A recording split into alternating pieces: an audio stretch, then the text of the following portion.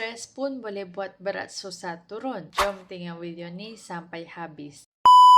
Sebelum tu, save video ni. Hai, saya Ning. Saya dah turun 15 kg 3 kali sebelum kahwin dan selepas 2 kali bersalin. Bila terlalu stres, badan cenderung craving benda manis dan makanan tinggi kalori. Kadang bukan lapar pun, cuma penat dan emosi belum rehat. Tu yang tiba-tiba rasa nak snack tengah malam. Sebab tu, jaga kesihatan bukan cuma pasal makan dan workout sahaja. Emosi dan rehat pun penting. Cuba ambil masa rehat sekejap, jalan santai atau stretching, kurangkan overthinking sebelum tidur. Jangan terlalu keras dengan diri sendiri. Badan yang tenang biasanya lebih mudah beri hasil. So, Ning mencari 10 wanita yang Ning nak guide secara rapat. Cara pemakan sihat, boleh ubah gaya hidup yang lebih sihat, boleh makan 5 kali sehari tanpa siksa bersenam, boleh turun 3 hingga 7 kg dalam sebulan. Kalau nak boleh komen, saya nak dan klik link di bio saya.